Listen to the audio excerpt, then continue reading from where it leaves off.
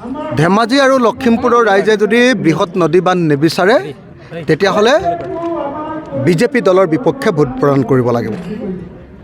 আমি সকলোৱে জানো যে নামনি সোৱণশিৰি জলবিদ্যুৎ প্ৰকল্পই লখিমপুৰ, ধেমাজি আৰু মাজুলীক সম্পূৰ্ণৰূপে ধ্বংসস্তূপত পৰিণত কৰিব।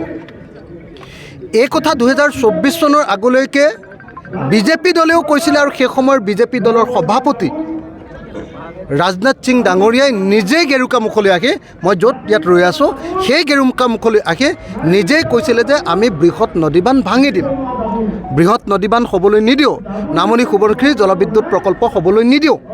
এই কথাটো ৰাজনাথ সিং ডাঙৰীয়া বিজেপিৰ কেন্দ্ৰীয় সভাপতিয়ে সেই সময়ত ঘোষণা কৰিছিল।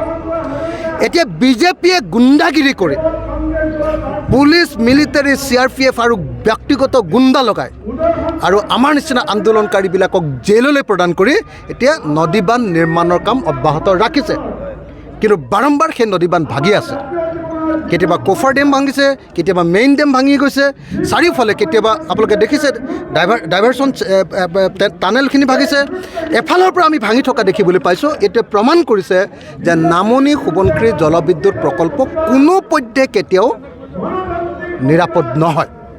গতিকে যদি নামনি সোৱণশিৰি জলবিদ্যুৎ প্ৰকল্প বন্ধ কৰি দিব লাগে তেতিয়াহ'লে আমি বিজেপিৰ বিৰুদ্ধে আৰু আমাৰ কংগ্ৰেছ দলৰ বিৰোধী ঐক্য মঞ্চৰ প্ৰাৰ্থী হাতৰ চিনত ভোটদান এবাৰ কৰিব লাগিব। সেইকাৰণে নামনি সোৱণশিৰি জলবিদ্যুৎ প্ৰকল্প বিৰোধী বা বৃহৎ নদীবান্ধ বিৰোধী সকলো ৰাইজকে মই বিজেপি বিৰোধী ভোটদান কৰিবৰ কাৰণে আৰু বিৰোধী ঐক্য মঞ্চৰ প্ৰতি ভোট প্ৰদান কৰিবৰ কাৰণে আহ্বান জনাইছোঁ। নাম্বাৰ 1।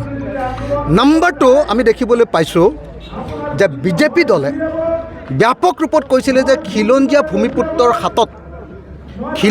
ভূমিপুত্ৰৰ হাতত তেওঁলোকে ভূমিৰ অধিকাৰ প্ৰদান কৰিব। কিন্তু বসুন্ধৰা আঁচনিৰ জৰিয়তে এতিয়া ট্ৰাইবেল মানুহবিলাকৰ হাতত মাত্ৰ এবিঘা মাটিহে দিবলৈ, পট্টা দিবলৈ, নিজৰ মাটি ট্ৰাইবেল মানুহৰ মাটিৰ পট্টা নাথাকে। যেতিয়া মাটিৰ পট্টা দিছে কেৱল এবিঘা মাটিৰহে মাটিৰ পট্টা দিছে। অথচ নিজেই হিমন্ত বিশ্ব শৰ্মাই কৈছিলে যে মিনিমাম 30 বিঘা মাটিৰ পট্টা দিম ট্ৰাইবেলক। কিন্তু ক'ত? আমিতো ইয়ালৈ আহি দেখিছোঁ মাত্ৰ এবিঘা মাটিৰ পট্টা দিছে। এবিঘা মাটিৰ পট্টাত মিচিং মানুহে গাহৰিটো পুহিবৰ কাৰণেও জেগাখন নোজোৰে। গতিকে আমাৰ খিলঞ্জীয়া ভূমিপুত্ৰ মিচিংসকলৰ ভূমিৰ অধিকাৰ এই বিজেপি চৰকাৰে কাঢ়ি লৈছে। তৃতীয় কথাটো হ'ল আমি দেখিবলৈ পাইছোঁ যে জোনাই নিচিনা ঠাইখনৰ ট্ৰাইবেল বেল্ট এণ্ড ব্লক ভাঙি পেলোৱা হৈছে, মুক্ত কৰি দিয়া হৈছে, যিটো মিচিং লোকৰ বিৰোধী এটা ঘটনা। আমি দেখিবলৈ পাইছোঁ যে এই বিজেপি চৰকাৰৰ দিনত সমগ্ৰ মিচিং জাতিয়ে আশা কৰাৰ পাছতো, দাবী উত্থাপন কৰাৰ পাছতো মিচিংসকলৰ আলি আই লৃগাঙক চৰকাৰী বন্ধ এতিয়াও ঘোষণা কৰা নাই। যদি সঁচাকৈ মিচিং মানুহক আলি আই লৃগাঙত সম্পূৰ্ণ চৰকাৰী বন্ধ লাগে, সমগ্ৰ অসমৰ কাৰণে চৰকাৰী বন্ধ লাগে, তেতিয়াহ'লে আমি কংগ্ৰেছ দলক আৰু বিৰোধী ঐক্য মঞ্চক ভোটদান কৰিবৰ কাৰণে, উদয় শংকৰ হাজৰিকাক ভোটদান কৰিবৰ কাৰণে সকলোকে আহ্বান জনাইছোঁ। ফৰ্ম বুলি এখন ডুপ্লিকেট, এখন নকলি ফৰ্ম বিতৰণ কৰি থকা হৈছে, যিখন অৰুণোদয় ফৰ্মৰ নামত আমি দেখিছোঁ যে আপোনাৰ পদুম ফুল, নৰেন্দ্ৰ মোদীৰ ফটো, হিমন্ত বিশ্ব শৰ্মাৰ ফটো আৰু পদুম ফুলৰ ফটো দিছে। এখন নকলি অৰুণোদয় ফৰ্ম।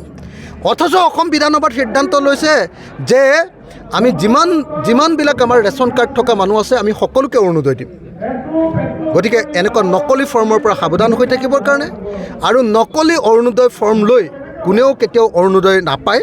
গতিকে মই সকলোকে অনুৰোধ জনাইছোঁ, আহক আমি সকলোৱে মিলি আমি এইবাৰ বিজেপিৰ বিৰুদ্ধে, দেশ বিক্ৰী কৰা বিজেপিৰ বিৰুদ্ধে, দেশক সাম্প্ৰদায়িক সংঘৰ্ষৰ পিনে ঠেলি নিয়া বিজেপিৰ বিৰুদ্ধে, দেশক মূল্যবৃদ্ধি ঘটোৱা বিজেপিৰ বিৰুদ্ধে আমি ঐক্যবদ্ধভাৱে সকলোৱে ভোটদান কৰোঁ। আহক, মই সকলোকে অনুৰোধ জনাইছোঁ, মই সকলোকে আহ্বান জনাইছোঁ আৰু আশা কৰিছোঁ যে যিবিলাক নদীবান্ধ বিৰোধী মানুহ আছে, যিবিলাকে মূল্যবৃদ্ধিৰ বিৰুদ্ধে মাত মতা মানুহ আছে, যিবিলাক বিবেকবান ভোটাৰ আছে, সকলোৱে এইবাৰ বিজেপিৰ বিৰুদ্ধে ভোটদান কৰিব, মই এই আশা প্ৰকাশ কৰিছোঁ। দেখা গৈছে বিষয়বিলাকৰ পৰা পলাবৰ কাৰণে, মাটিৰ অধিকাৰৰ প্ৰশ্নৰ পৰা পলাবৰ কাৰণে, বানপানী গৰাখহনীয়া সমস্যাৰ পৰা অসমৰ মানুহক মুক্ত কৰিম বুলি কৈছিলে, সেইটো কৰিব নোৱাৰাৰ কাৰণে সেই প্ৰশ্নবিলাকৰ কথা নকৈ তেওঁলোকে এনেকুৱা ধৰণৰ পামজোৱা বেলুন, আমুক বেলুন, পেৰাচুট লেণ্ডিং, এনেকুৱা ধৰণৰ অদৰকাৰী কথা কৈ জাতীয় ইছ্যুবিলাকৰ পৰা অসমৰ মানুহৰ মনবিলাক আঁতৰ কৰিব কৈছে।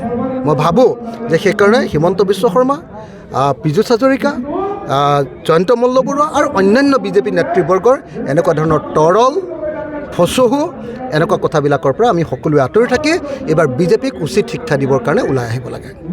সদায় কয় যে আজি মিচিং অট'নমাছ কাউন্সিলখন এতিয়া ইগ' মাকবৈ চলাই আছে, হয়নে? বিনি খোলালীয়ে, হয়নে? ইগ' মাকবৈ চলাই আছে। আগতে সদায় শুনিছিলোঁ ডাক্তৰ ৰণোজ পেগু আমাৰ খুব মোৰ নিজৰ গুৰুৰ নিচিনা আছিলে, ভুৱন পেগু মোৰ বন্ধু আছিলে, তেওঁলোকৰ মুখত অনবৰতে ছিক্স চিডিউল শুনি আছিলে। কিন্তু বিজেপি চৰকাৰৰ লগত যোৱাৰ পাছত তেওঁলোকৰ মুখখনত আঠা লাগি গ'ল, তেওঁলোকৰ মুখখন বন্ধ হৈ গ'ল। তেওঁলোকে এতিয়া ছিক্স চিডিউলৰ কথা নকয়, তেওঁলোকে আপোচ কৰিছে, মিচিং মানুহক তেওঁলোকে বিশ্বাসঘাতকতা কৰিছে। গতিকে এই মুহূৰ্তত মই সমগ্ৰ মিচিং ৰাইজক আহ্বান জনাইছোঁ যে সকলো মিচিং ৰাইজে এই মুহূৰ্তত বিজেপিৰ বিৰুদ্ধে আৰু অসমবাসী বচাবৰ কাৰণে তেওঁলোকে বিৰোধী ঐক্য মঞ্চৰ পক্ষত ভোটদান প্ৰদান কৰিব লাগে। আজি হিমন্ত বিশ্ব শৰ্মাই কয় পাম যোৱা কংগ্ৰেছ, পাম যোৱা বিৰোধী। আজি জয়ন্ত মল্লবৰুৱাই কয়, আজি হিমন্ত বিশ্ব শৰ্মা, জয়ন্ত মল্ল, পীযুষ এওঁলোকৰ মুখত অকল এনেকুৱা ধৰণৰ তৰল, এনেকুৱা ধৰণৰ পাতল, এনেকুৱা ধৰণৰ নক'বলগীয়া, এনেকুৱা ধৰণৰ কৌতুক কৰা মানুহ যিবিলাক থাকে, গাঁৱত কিছুমান কৌতুক কৰা মানুহ থাকে নে নাই, অনবৰতে ফাল্টু কথা কৈ থকা মানুহ, এনেকুৱা ধৰণৰ অকল ফাল্টু ডাইলগেৰে ভৰ্তি হৈ গৈছে। তেওঁলোকে আমাক কওক, আজি এই লোকসভা নিৰ্বাচনত কওক তেওঁলোকে যে আমি ৰাইজৰ দল আৰু আমাৰ বিৰোধী ঐক্য মঞ্চই আমি কওঁ যে আমি কা নামানো, কাৰ বিৰুদ্ধে আমি আমাৰ ভোট বিচাৰিছোঁ। তেওঁলোকে কাৰ পক্ষত ভোট বিচাৰক না, যে আমি কা আনিমেই, কা কৰিমেই, কা কৰিলোৱে আৰু আমি বিদেশী ভোটদান কৰিম, জাতীয় ইচ্ছুক লৈ তেওঁলোকে ভোট বিচাৰক।